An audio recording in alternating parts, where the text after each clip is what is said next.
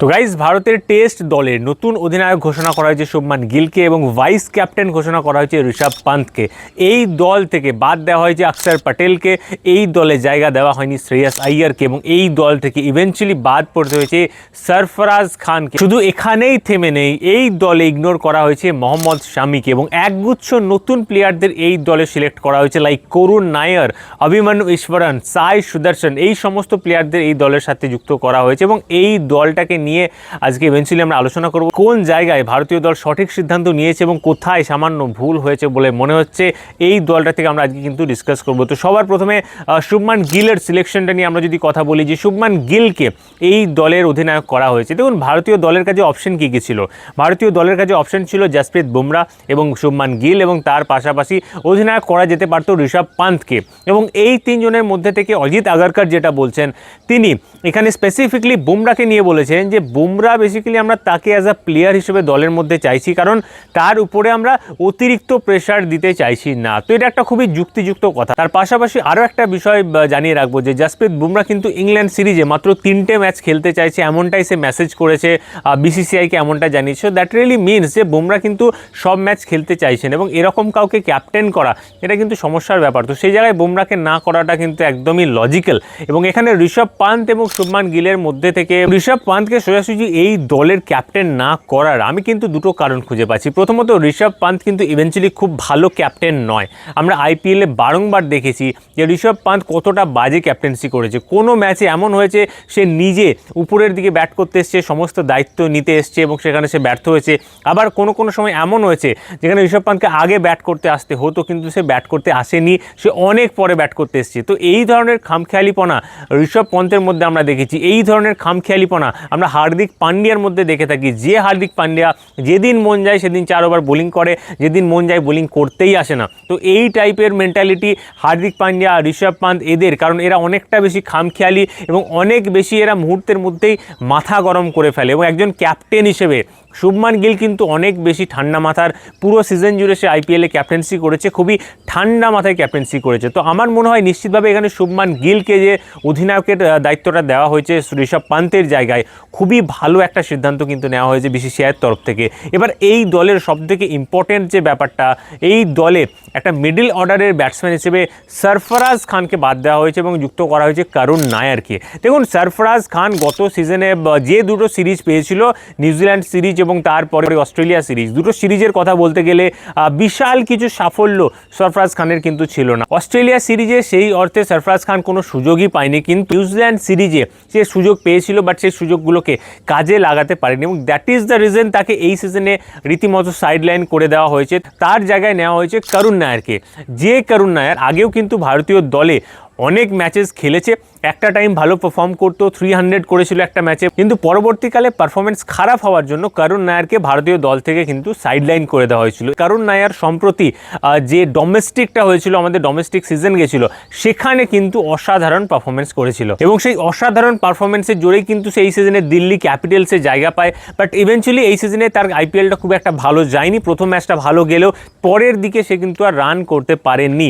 তো ওভারঅল ডোমেস্টিকের উপর বেস করেই কিন্তু এখানে করুণ নায়ারের সিলেকশনটা করা হয়েছে এবং ডোমেস্টিকের উপর বেস করেই সরফরাজ খানের সিলেকশনটা করা হয়েছিল, যাকে আপাতত বাদ দেওয়া হয়েছে। বাট আমার মনে হয় সরফরাজ খানকে ডেফিনেটলি এখানে সুযোগ দেওয়া যেতেই পারত। একটা প্লেয়ার যখন ডোমেস্টিক থেকে ভালো পারফরমেন্স করে উঠে আসছে, সেই প্লেয়ারটা কিন্তু আপনাকে দলের সাথে রেখে তৈরি করতে হবে। একটা কি দুটো সিরিজ দেখে তাকে ছেড়ে দিলে তাহলে কিন্তু দীর্ঘ টাইমের জন্য ভারতীয় দলকে সমস্যায় পড়তে হবে। কারণ ভাবুন, করুণ নায়ারকে এই সিজনে নেওয়া হয়েছে কেন? কারণ সে ডোমেস্টিকে ভালো খেলেছিল। আবার সে যদি এই সিজন খারাপ খেলে, পরের সিজনে আবারও ডোমেস্টিক থেকে আরও একটা প্লেয়ারকে তুলে নিয়ে আসা হবে, যে প্লেয়ারটা সেই সিজনে ডোমেস্টিকে ভালো খেলবে। তো এইভাবে চললে কিন্তু কখনোই একটা দলের জন্য উন্নতি হতে পারে না। একটা দলের জন্য যদি ভালো কিছু উন্নতি করতে হয়, রেগুলার বেসিসে সেই দলে কিন্তু প্লেয়ারদেরকে ব্যাক করতে হবে, সেই দলের প্লেয়ারদেরকে সাপোর্ট করতে হবে, সেই বোর্ডকে সাপোর্ট করতে হবে, ক্যাপ্টেনকে, এবং সেই প্লেয়ারের থেকে পারফরমেন্সটা বের করে আনতে হবে। বাট এখানে সরফরাজকে ডিরেক্টলি টিম থেকে বাদ দিয়ে দেওয়া হলো। অন্যদিকে অক্ষর প্যাটেলকে এই দল থেকে বাদ দেওয়া হয়েছে।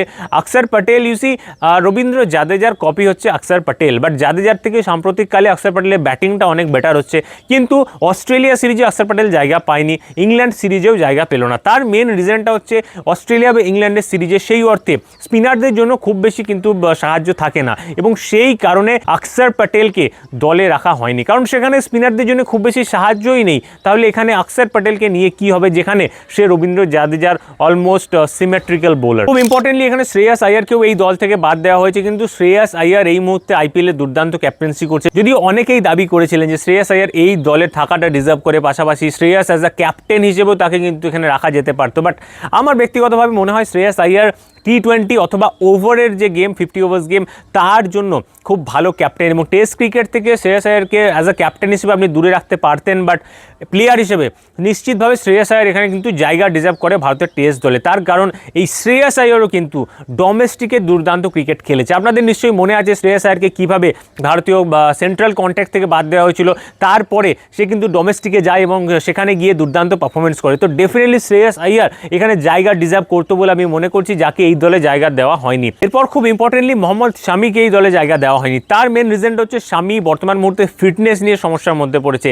SRH-এর হয়ে সে বোলিং তো করছে, কিন্তু সেই ছন্দে তাকে আর দেখা যাচ্ছে না।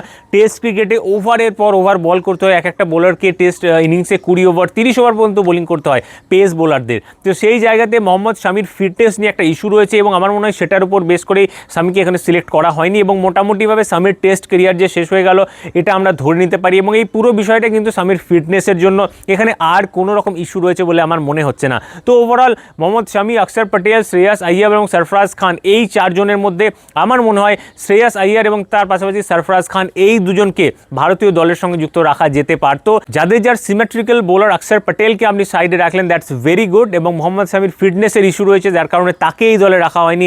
এখান পর্যন্ত ব্যাপারটা ঠিক ছিল, বাট শ্রেয়াস আইয়ার এবং তার সাথে সরফরাজ এই দলে জায়গা পেতেই পারত। কিন্তু তাদের পরিবর্তে এই দলে যাদেরকে জায়গা দেওয়া হয়েছে তার মধ্যে অন্যতম হচ্ছে সাই সুদর্শন।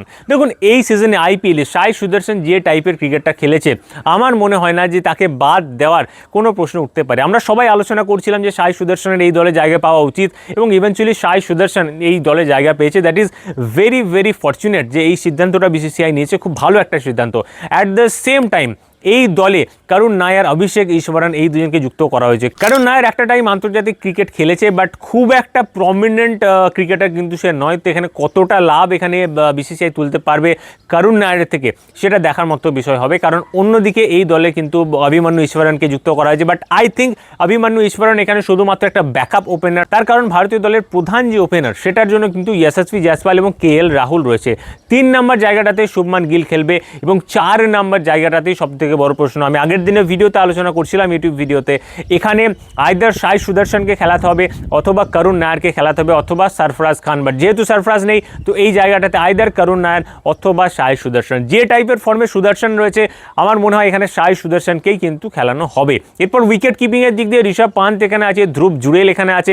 দেখুন ধ্রুব জুড়েল শুধুমাত্র আর একটা উইকেট কিপার নয়, সে কিন্তু একটা ভালো ব্যাটসম্যানও টেস্ট ক্রিকেটে। তো আমার মনে হয় ধ্রুব জুড়েল এবং ঋষভ পান্থ দুজনকেই এই দলে কিন্তু একসাথে সুযোগ দেওয়া যেতে পারে। পাশাপাশি নতুন ক্রিকেটার হিসেবে এই দলের সাথে যুক্ত করা হয়েছে আর্শদীপ সিং।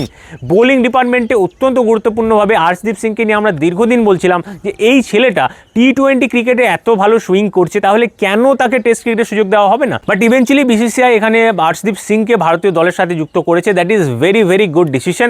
এবং এই টিমে নিশ্চিতভাবে বুমরা এবং সিরাজ, এই তিনজনের যে বোলিং অ্যাটাক, এই বোলিং অ্যাটাকটা কিন্তু যথেষ্ট কোয়ালিটি হতে চলেছে ইংল্যান্ডের মাটিতে। বাট বুমরা 3টে ম্যাচের পরে সরে গেলে ওখানে কাকে ইউজ করা হবে এটা দেখার মতো বিষয় হবে। পাশাপাশি অলরাউন্ডার ডিপার্টমেন্টে এখানে পেস বোলিং অলরাউন্ডার হিসেবে যুক্ত করা হয়েছে ভারতীয় দলের সাথে নীতিশ কুমার রেড্ডিকে এবং শার্দুল ঠাকুরকে।